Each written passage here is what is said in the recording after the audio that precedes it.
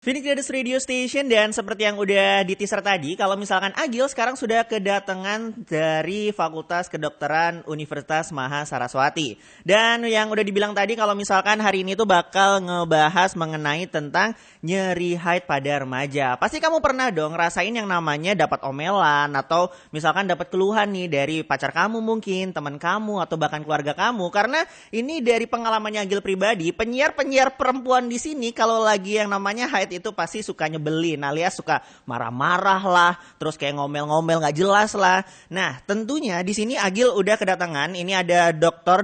Madi Tangkas SPOG MPH. Ini selaku Kaprodi Pendidikan Profesi Dokter dari FK Unmas Denpasar. Selamat sore, Dokter. Selamat sore, Agil. Gimana nih kabarnya, Dok? So far so good ya. Oh, so far so good. Mantap. Berarti sehat-sehat semuanya ya. Sehat. Oke, mungkin ya. di awal seperti yang Agil bilang tadi nih, Dok. Ini biasanya haid pada perempuan ini kan agak nyebelin gitu ya, apalagi bagi kita para laki-laki nih. Yeah. Tapi dalam dunia kedokteran sendiri, Dok, nyeri haid itu ada nggak sih istilahnya dalam dunia kedokteran? Baik. Jadi istilah nyeri haid ya pada dunia kedokteran dan bahkan sekarang pada remaja pun sudah pada memahami atau mengetahui kalau nyeri haid ini disebut dengan istilah dysmenorrhea. Oke, dysmenorrhea. Oke. Ya, atau kram menstruasi. Dysmenorrhea itu berasal dari kata dys dan menstruation. Dys itu artinya keliru, ya, atau menstruasi ya. Jadi menstruasi yang keliru dalam hal keluhannya, nyerinya. Karena sebenarnya yang benar itu menstruasi nggak perlu nyeri. Gitu. Sebenarnya nggak perlu nyeri sebenarnya gitu. Tapi apakah dysmenorrhea ini atau menstruasi ini tuh sama dengan PMS? Kan ada banyak yang bilang nih, PMS itu beda tuh sama haid atau apa. Terus ada yang bilang juga ada pra PMS lah, terus pas PMS lah, pasca PMS lah. Jadi sebulan tuh full tuh ngomel-ngomel aja, marah-marah. Jangan-jangan bukan karena menstruasinya ngomelnya enggak? Nah, itu pertanyaan, Dok. Itu pertanyaannya. Iya.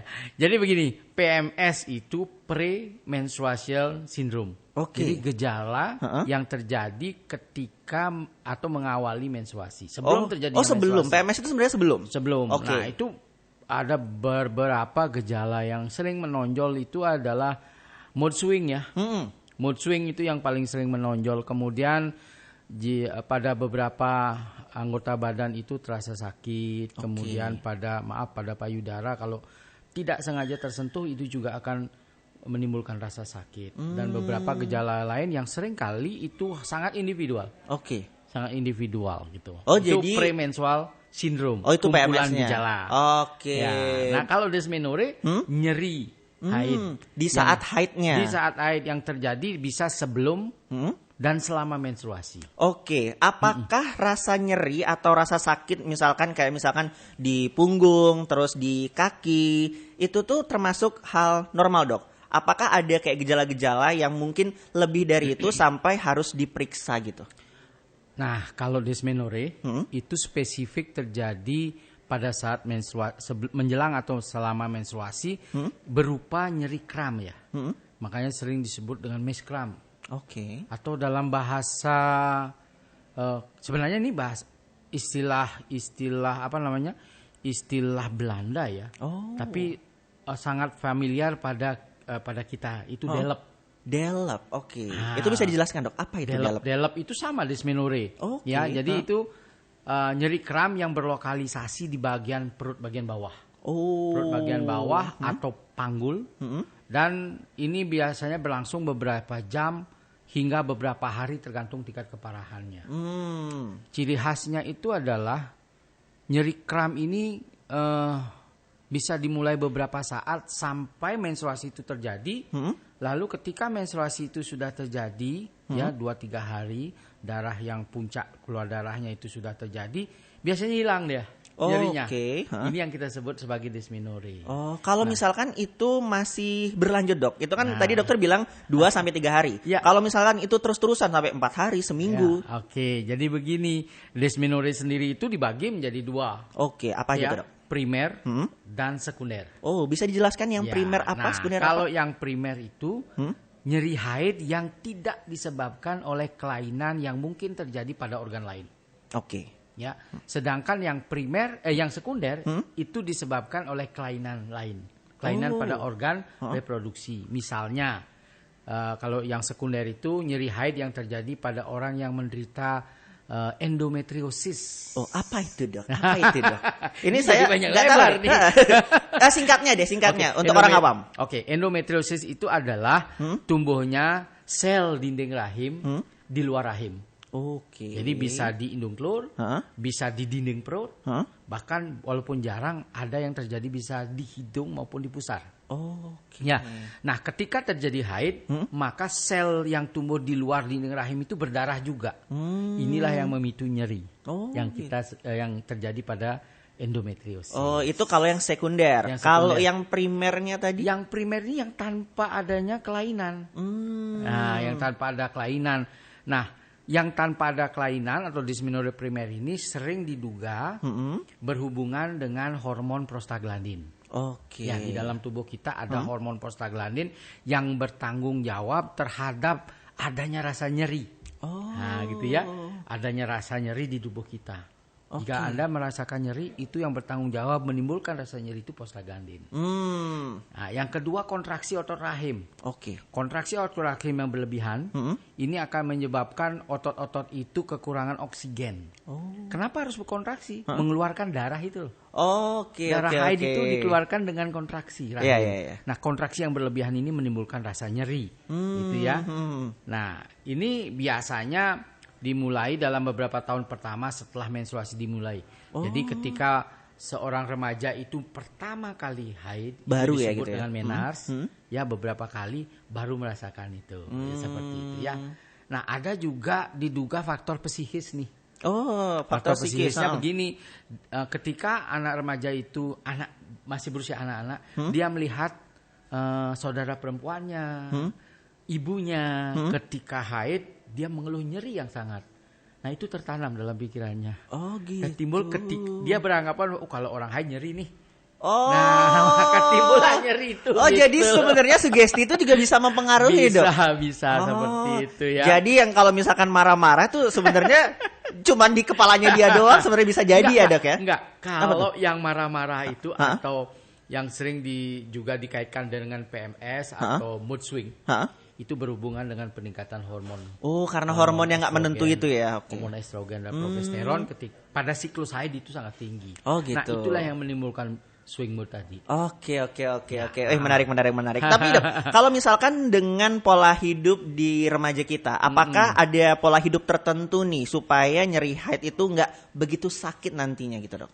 Maksudnya pola hidup itu kayak misalkan nih dia suka makan manis-manis, suka makan junk food. Apakah itu juga mempengaruhi misalkan haidnya jadi nyeri, jadi gampang sakit? Kan ada yang bilang kalau misalkan suka makan-makan yang asin atau yang manis, terlalu manis kayak gitu-gitu bisa memperparah yang namanya nyeri haid, Dok. Oke, jadi sebetulnya itu berhubungan secara tidak langsung ya. Jadi apa saja faktor-faktor resiko gitu ya. Kalau junk food dan kebiasaan ngemil gitu itu lebih sering berhubungan secara tidak langsung. Tetapi yang diduga yang berperanan juga itu adalah kegemukan. Ya, itu mempengaruhi berarti, Dok. Atau yang sering kalau dalam dunia medis disebut dengan basal body mass index-nya yang tidak normal. Bisa kurus sekali, bisa dia gemuk sekali. Itu yang sering. Nah, faktor-faktor yang menunjang terjadinya BMI yang tidak normal itu, nah itulah yang berpengaruh makanan secara tidak langsung. Olahraga yang kurang, makanan yang manis, junk food dan sebagainya. Seperti itu. Berarti kalau misalkan nih, Dok, apakah aman nih kalau misalkan para remaja ini mengkonsumsi yang namanya obat pereda nyeri haid? Apalagi setiap haid tuh kalau nggak minum tuh rasanya kayak sakit ya? Gitu. Jadi gini, penanganan dysmenorrhea itu sebenarnya ada dua ya. Dengan medikamentosa, obat-obatan tadi, dan non medikamentosa yang dikembangkan sekarang. Biasanya kalau kita menangani dysmenorrhea dengan medikamentosa itu menggunakan golongan obat penghilang nyeri seperti ibuprofen. Golongan ibuprofen namanya. Kemudian golongan yang paling terkenal itu acetaminophen. Nah, Agil pasti kenal namanya paracetamol ya. Iya, tahu. Nah, itu golongan acetaminophen. Oke. Gitu ya. Kemudian ada golongan naproxen gitu. Kita di sini jarang menggunakan. Nah, semua golongan obat-obatan ini tergolong non steroid antiinflamasi drug ya. Nah, itu yang biasanya kita gunakan. Nah, ini sangat membantu mengurangi keluhan nyerinya. Keluhan nyerinya ya. Kemudian obat-obatan ini sebenarnya aman kalau digunakan dalam jangka panjang dengan dosis yang benar. Tetap harus berkonsultasi gitu ya. Iya, dosis berapa sih? Kapan mulai diminum obatnya? Kadang-kadang salah start juga nggak, efeknya jadi tidak seperti yang kita inginkan. Benar. Seperti itu. Tetap harus berkonsultasi dengan dokter ahlinya.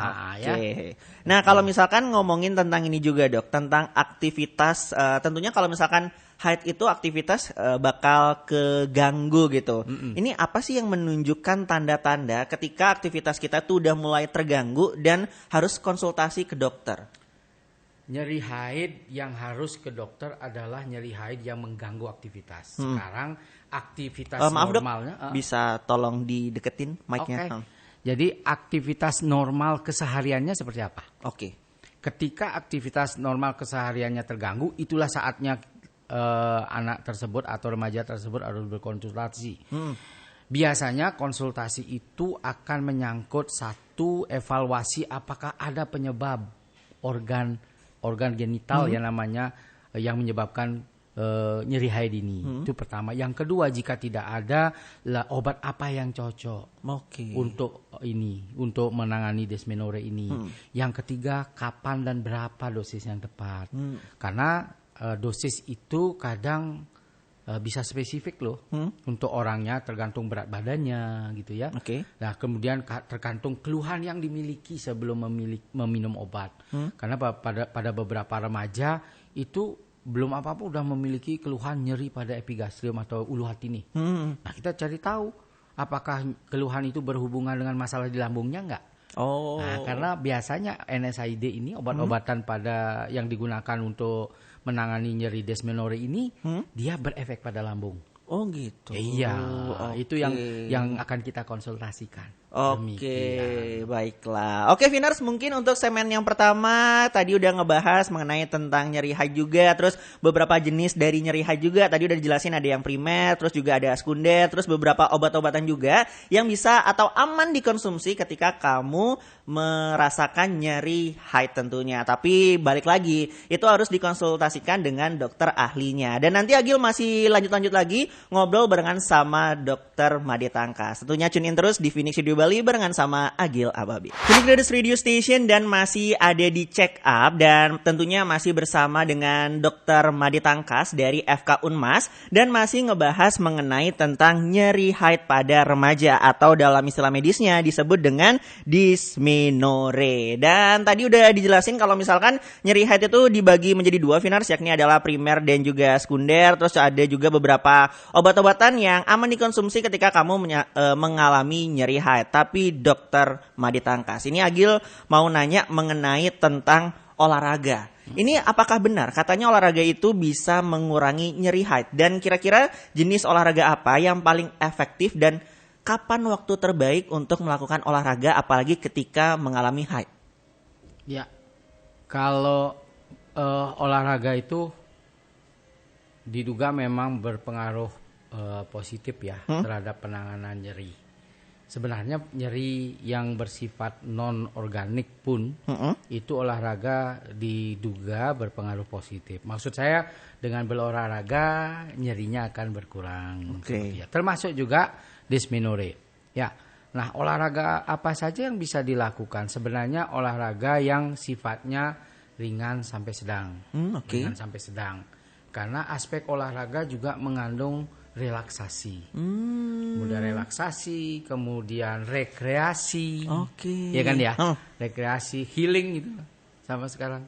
Contoh olahraganya, apakah lari itu juga bisa, Dok?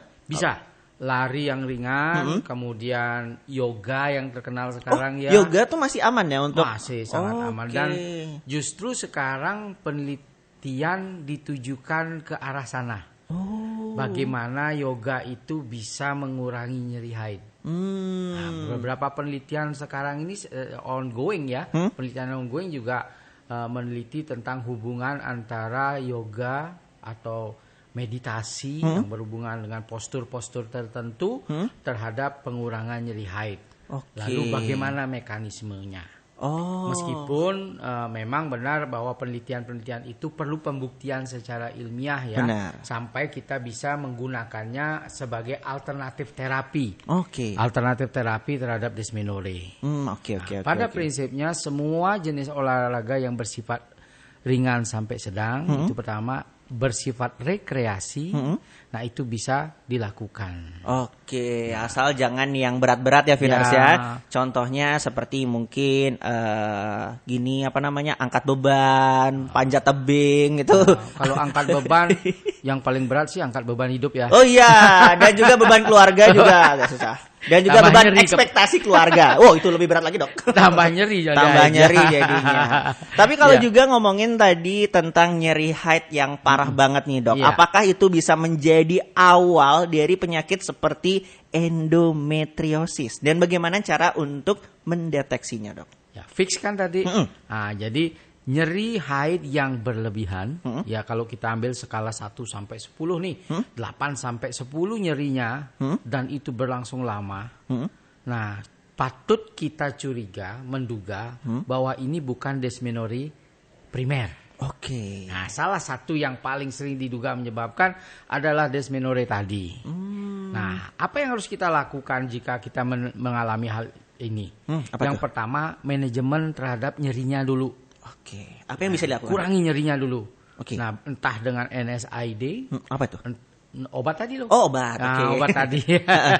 Kemudian juga beberapa aromaterapi dapat digunakan. Misalnya kayak lavender yang kayak gitu ya. Atau misalnya relaksasi dengan masas. Itu juga bisa dilakukan untuk mengurangi nyerinya. Tapi ada yang relaksasi dengan makan, Dok. Apakah itu benar atau salah, Dok? Itu relaksasi apa rekreasi makanan? Soalnya ada yang kalau misalkan menstruasi atau haid itu biar nggak sakit katanya makan. Jadi craving makanan terus dia. Apakah itu baik atau tidak sebenarnya? Kalau menurut saya itu kurang baik ya. Kurang baik. Karena kalau kita ingat salah satu yang diduga mempengaruhi dysmenorrhea kan adanya BMI yang jelek. Yang tadi di awal tadi yang kita bahas ya. Gemuk atau kurus sekali. Nah, kalau itu dengan cara makan bukannya nanti bertambah berat badannya. Benar.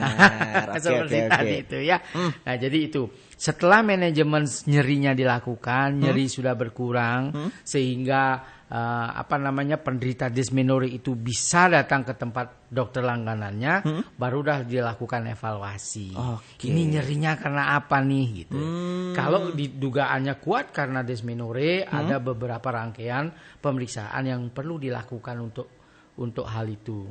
Ya. Nah, pada remaja kalau dysmenorrhea berat memang sering sekali diduga itu disebabkan oleh endometriosis. Dan perlu dipahami bahwa kalau untuk remaja, untuk pembuktian endometriosis itu kan dengan laparoskopi ya. Dengan laparoskopi. Nah, biasanya kita lakukan laparoskopi. Tentunya perlu pengujian dari dokter ahli juga ya, Dok ya. Betul. Nah, kalau misalnya ngomongin tentang produk kesehatan untuk perempuan, apalagi yang ketika mengalami yang namanya haid, yakni adalah beberapa itu adalah menstrual cup, terus ada juga pembalut tertentu. Apakah ini beberapa barang ini tuh bisa mempengaruhi yang namanya tingkat nyeri di haid? Tingkat nyeri ya? Ya, kalau secara langsung enggak. Secara langsung enggak? Secara langsung tidak ya. Jika digunakan, kalau menstrual cup dapat dia bermanfaat jika digunakan secara benar ya. Ya, jadi orang itu akan merasa lebih santai, lebih nyaman. Kemungkinan bocornya juga nggak ada. Nah, jadi karena dia merasa santai, merasa nyaman, otot rahimnya akan rileks. Nah, ini akan mengurangi nyerinya. Nah, kalau pembalut ya itu maaf, Dok ya, pembalut itu ini berhubungannya secara tidak langsung saja dia. Tidak berhubungan langsung ya. Dan menurut saya obat anti nyeri yang misalnya nih ada produk mengatakan ini pembalut ini bisa mengurangi nyeri haid. karena dia mengandung NSAID atau lavender atau apa. Tentu kita harus sebagai orang medis ya tentunya kita harus membuktikan secara ilmiah nih. Kalau dia diletakkan di pembalut itu, lalu bagaimana cara kerjanya sampai kepada target yang dituju untuk mengurangi nyeri. Misalnya relaksasi uterus, kemudian penurunan prostaglandin. Tentu efek itu cara kerja itu harus jelas. Nah, kalau itu sudah jelas dan memang terbukti secara ilmiah, ya baru kita bisa menyatakan bahwa ini memang berperan. Nah, tapi kalau secara empiris itu artinya secara pengalaman saja, mungkin tidak bisa digeneralisir jadinya.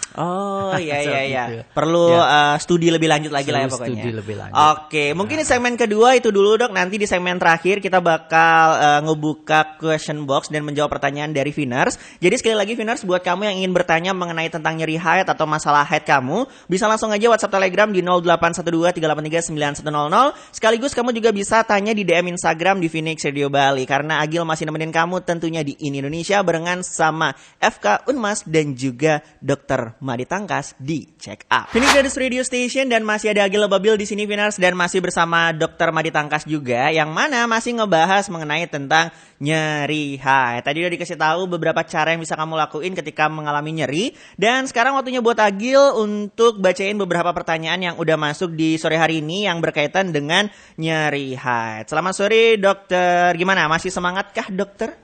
Tetap semangat.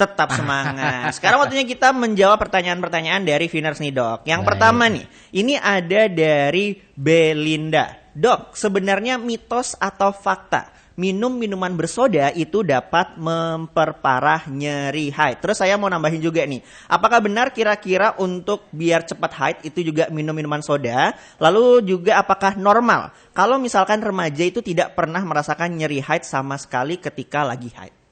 Baik.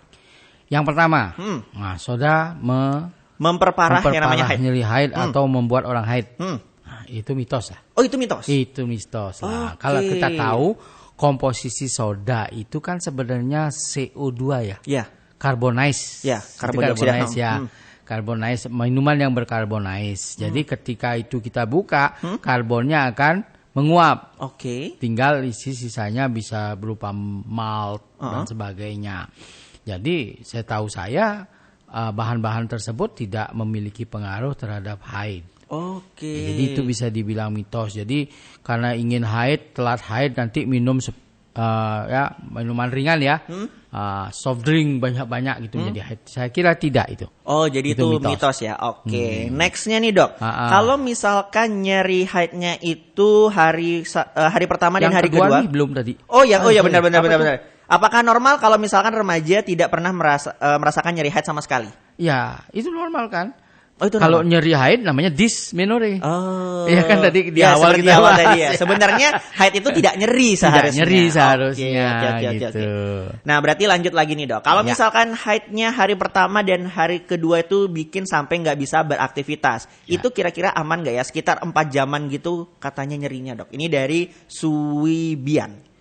Baik, kalau nyerinya terbatas ya, nyeri saat haid hanya terjadi 4 jam segitu ya. Lalu hari kedua, ketiga dia menghilang. Itu cenderung adik tersebut mengalami dysmenorrhea primer. Jadi berbahagia lanjut, sepertinya nggak perlu obat deh, ditunggu aja hilang dia. Itu nggak masalah. Normal itu tidak berbahaya saya kira. Berarti lanjut lagi Dok. Ini kalau misalkan nih, ini pertanyaan dari Widyaswari. Apakah ada cara meredakan nyeri haid tanpa minum obat? Misalkan cara tradisional mungkin Dok. Terus kalau sebelum haid merasakan sakit pinggang, apakah itu termasuk nyeri haid dan apakah berbahaya? Ya, cara lain untuk menghilangkan nyeri haid atau mengurangi nyeri haid. Tadi sempat saya singgung, selain obat-obatan atau medikamentosa, kita menggunakan pendekatan non-medikamentosa. Salah satunya yang paling sering atau paling umum adalah dengan melakukan relaksasi. Ya, misalkan relaksasi melakukan massage, spa, berendam air hangat dan sebagainya. Bisa juga menggunakan aromaterapi lavender, ya sering digunakan. Atau kalau mau minum jamu-jamuan, itu bisa. Nah itu ada misalnya kunyit nih. Itu. Nah kunyit diduga memiliki efek analgesik. Namun sekali lagi semua itu butuh penelitian lebih lanjut, terutama nih cara kerjanya bagaimana dan efek sampingnya apa. Itu terutama itu juga kita perlu tahu selain efek yang diduga berefek positif. Nah, itu bisa dilakukan ya. Yang selanjutnya adalah healing. Healing. Ya, relaksasi, berlibur gitu ya. Karena dengan demikian dengan melakukan relaksasi seperti itu diduga nantinya itu akan berefek kepada penurunan hormon-hormon yang berpengaruh kepada nyeri haid. Salah satunya adalah kortisol gitu ya. Kemudian prostaglandin tadi itu akan menurun efeknya. Sehingga menurunkan nyerinya. Gitu. Terima kasih dokter atas waktunya, udah ngobrol-ngobrol juga barengan sama Agil di sini dan banyak banget insight-insight yang Agil dapetin tentunya dari dokter Madi Tangkas ini. Baik. Semoga kita bisa ketemu lagi dok di next-nya. Thank you banget sudah hadir pada sore hari ini. Terima kasih dokter. Sama-sama. Oke, itu tadi Vinar sobrolnya Agil bersama dokter Madi Tangkas dari FK Unmas. Tadi udah jelasin banyak banget mengenai tentang nyeri haid, terus jenis-jenisnya apa aja, terus juga bagaimana cara untuk mengatasinya. Dan kamu masih bisa dengerin check up tentunya setiap hari Jumat dari jam 5 sore sampai jam 6 sore. Dan tentunya masih bekerja sama dengan Fakultas Kedokteran dari Universitas Mahasaraswati. Dan terima kasih banget buat kamu juga yang udah mendengarkan Ini Indonesia barengan Agil sama Alfi. Ketemu lagi sama kita setiap hari Senin sampai dengan Jumat. Kalau sekarang Agilnya harus pamit pulang, so keep your imagination and always try to make it come true. Sayonara.